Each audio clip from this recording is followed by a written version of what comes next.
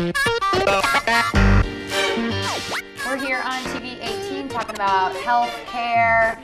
Big topic happening right now. So Colorado's looking to be a state in it and kind of get away from the federal. What allows Colorado to do that? We were talking about the Constitution earlier and as a governing document, but we're different. One of 18 states, Colorado is. Mm-hmm. Talk to me about kind of the logistics of how this is possible. So the reason it's possible is because Obamacare, Affordable Care Act, allows for states to create their own healthcare payment system, not to make the healthcare providers work for the state. That would be more like socialized medicine. But just for the payment system, we are allowed, just like any other state, to create our own system for paying for health care. And it's called 1332, the waiver that would be given to Colorado by the federal government.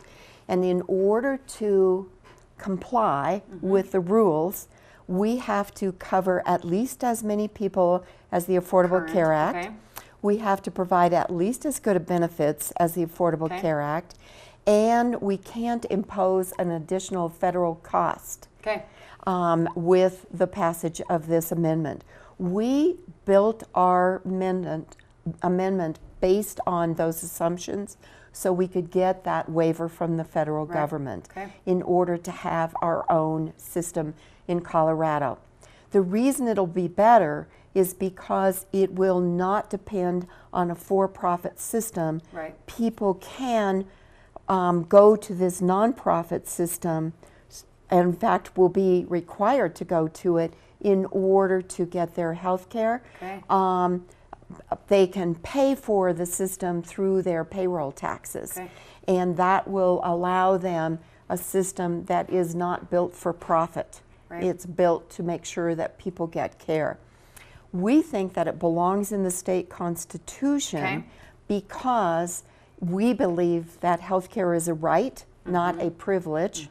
We believe that it should be a public resource, like public libraries are a public resource.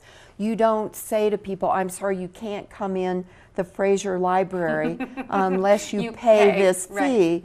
Everyone can go to the library and be educated with the resources in the library. And all of us pay for the library based on our ability to pay through our taxes. We think healthcare should be paid for that same way. Public roads, public education, those are all things that we think belong in the category of public resource. And we think that other things belong in the free market, like hotels and cars should be in the free market. It's not that we're opposed to the capital system. We think it should be a combination. All of the undeveloped countries in the world have a system where you cannot have health care unless you have lots of money, and some people have no health care at all. We don't want to be like that. In our state, 20% of our population are either uninsured or they're underinsured because they have such high deductibles they can't afford health care. Interesting. Is it going to be in the state budget? No, it's a separate budget. So we'll pay into it through our payroll taxes. And then it will go to the Department of Revenue. And the Department of Revenue will not put it in the state budget.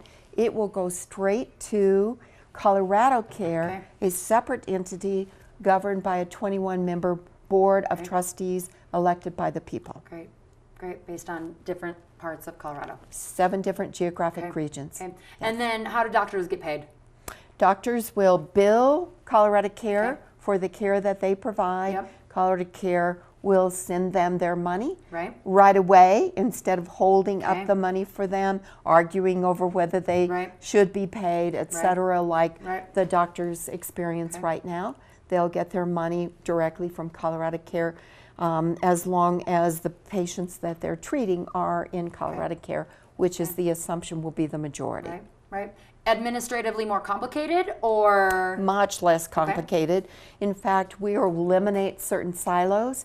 Right now, we have a workers' compensation silo. Yep. That means that if you're hurt at work, you get different medical coverage for that.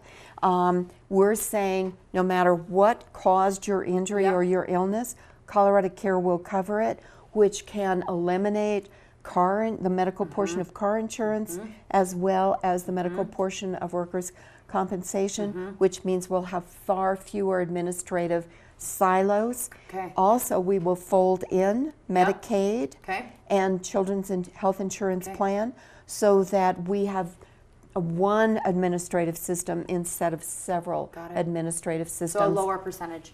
Much lower percentage, much more efficient than we have now. Again, to provide better care.